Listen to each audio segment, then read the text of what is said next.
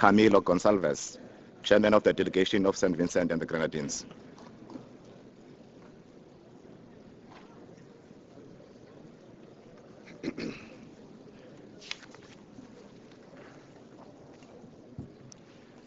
Mr. President, Excellencies, distinguished ladies and gentlemen.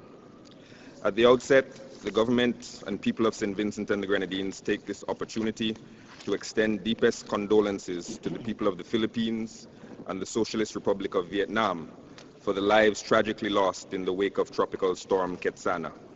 Our thoughts, prayers, and solidarity are with you as you grapple with this catastrophe. Mr. President, it is with great pleasure that we welcome you to the presidency of the 64th session of the General Assembly. Your experience and abilities are well known and respected, and you have our full support in the coming year. Indeed, we in St. Vincent and the Grenadines are particularly pleased that the presidency has moved from Nicaragua, a country touched by the Caribbean Sea, to a continent that is the ancestral home of the vast majority of our citizens. We have, in essence, kept the presidency within our extended family. We trust that you will continue the exemplary work of your predecessor, Father Miguel de Scoto Brockman, who fearlessly and tirelessly championed the role of the G192 in addressing global challenges. Mr. President, we face many challenges within our international community, but the majority of our challenges, at their most basic, are symptomatic of a single underlying issue: a struggle by the powerful to cling to their dominion long after the legitimate bases of their power have faded.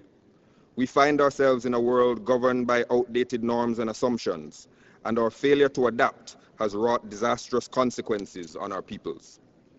In his welcome and inspiring maiden statement to the General Assembly last Wednesday, our esteemed brother and friend, President Barack Obama of the United States, correctly identified the challenges to our multilateral unity as, quote, rooted in a discontent with the status quo, unquote. We wholeheartedly agree and endorse this assessment. It is a discontent with the status quo of a 63-year-old Security Council, which continues to administer our collective security unchanged and impervious to the logic of a new world. It is a discontent with the role, effectiveness, and mandate of the 65-year-old Bretton Woods institutions, which were created in a bygone era to address bygone circumstances. It is a discontent with the 49-year-old blockade on the noble people of our neighbors in Cuba, the continued illegal application of which is illogical when viewed through the prism of geopolitics, economics, or humanitarianism, and can only be successfully explained by reference to narrow local political considerations. It is a discontent even with the stagnation of efforts to change the status quo in other critical respects. The 8 years of unresolved negotiations of the Doha Development Round, the 12 years of toothless commitments of the Kyoto Protocol, and the 7 years of unfulfilled Monterey Consensus promises to achieve a 0.7% of GNP for official development assistance, a full 40 years after this modest percentage was first mooted. Through it all, the geopolitical status quo remains. The structural bases of international interaction are distressingly similar to their decades-old antecedents. These structures were forged in the fires of World War II, hardened in the frost of the Cold War, and entrenched by the legacies of colonialism and exploitation. But World War II has long since ended. The Cold War is relegated to history books, and the reach of formal colonialism continues to recede. The structures spawned by these historical episodes are no longer valid. Our discontent is born not only of stagnation, but also of exclusion. Although we have a seat in this hallowed building, it is often the seat of a spectator in a historical drama. The directors and actors script history not in the General Assembly, but in other rooms and locales, without our input or knowledge. In many significant ways, we are attendees rather than participants on the international stage. Mr. President, we are in the midst of a global financial and economic crisis of an unparalleled depth and scope. St. Vincent and the Grenadines played no part in the reckless speculation and corruption that precipitated this crisis, yet the people of our country are hard hit by its effects. Our tourism industry is suffering, remittances are shrinking, foreign direct investment is scarce, and the specter of unemployment is a real and gathering threat. However, we are actively excluded from the solutions to this problem. Last week, we learned that the G20 anointed itself, quote, the premier forum for international economic cooperation, unquote. St. Vincent and the Grenadines is not a member of the G20, nor were we consulted on its ascension to the ranks of arbiters of our economic fate.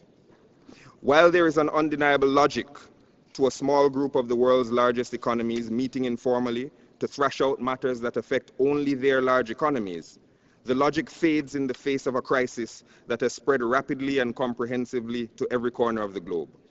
Additionally, the G20 faces a serious legitimacy problem. Aside from being non-inclusive and unofficial, many of the countries at that table represent the champions of the financial and economic orthodoxies that led the world down the rabbit hole to its current economic malaise. Further, the G20's recent self-congratulatory pronouncements of mission accomplished in the midst of this economic upheaval are of cold comfort to the suffering peoples and countries of the world. While the G20 may claim that their actions have, quote, worked, and claim a, quote, sense of normalcy, the people of St. Vincent and the Grenadines and our Caribbean region are under no such illusions. The invisible hand of the market is still clasped firmly around the throats of poor people and developing countries of the world. We see none of the so-called green shoots that populate the fantasies of discredited economic cheerleaders. Indeed, the seeds sown by this crisis may produce a strange and bitter fruit of increased poverty, suffering, and social and political upheaval. The crisis itself, with its disproportionate impact on the poor, will only widen and deepen the yawning gap between developed and developing countries. Mr. President, it is not merely the economic crisis against which the people of St. Vincent and the Grenadines continue to struggle heroically. Today we face the triple threat of being globalized, climatized, and stigmatized. We have already been globalized by the WTO out of our trade in bananas, which until very recently was the engine of our economic growth. We are on the verge of being climatized out of our reliance on tourism as its developmental substitute, as climate change wreaks havoc on our weather systems, intensifies our hurricanes, destroys our coral reefs, damages our coastal infrastructure, and erodes our beaches. Now we face being stigmatized out of our transition into financial services, as the G20, the OECD, and other non-inclusive bodies seek to scapegoat and root out so-called tax havens in a pathetic effort to cast a wide and indiscriminate net of blame across a swath of legitimate and well-regulated countries' development efforts. We note the irony of these paternalistic prescriptions from the same countries that are unable to stem corruption and mismanagement within their own borders, where corporations recklessly squander trillions of dollars and a single buccaneer investor can make $50 billion disappear into thin air, an amount greater than the combined annual budget expenditures of the entire CARICOM sub-region. The unholy trinity of exogenous assaults on our developmental prospects posed by globalization, climatization, and stigmatization cannot be ignored. Nor can the security threats engendered by the illicit trade in firearms and narcotics. We in St. Vincent and the Grenadines find ourselves unfortunately located between the supply and the demand of these poisons and weapons, and their deleterious effects rip holes in our cohesive social fabric. The Caribbean, which produces not one single firearm and not one single kilo of cocaine, is awash in drugs and guns, and now the sub-region with the world's highest per capita murder rate. Our plight cannot be ignored. Indeed, we are heartened that the UN Office for Drugs and Crime, which inexplicably ended its presence in our region, has now seen fit to reconsider its decision to cede the Caribbean to drug cartels and murderers. We hope that it represents a genuine and generous recommitment to our regional challenges.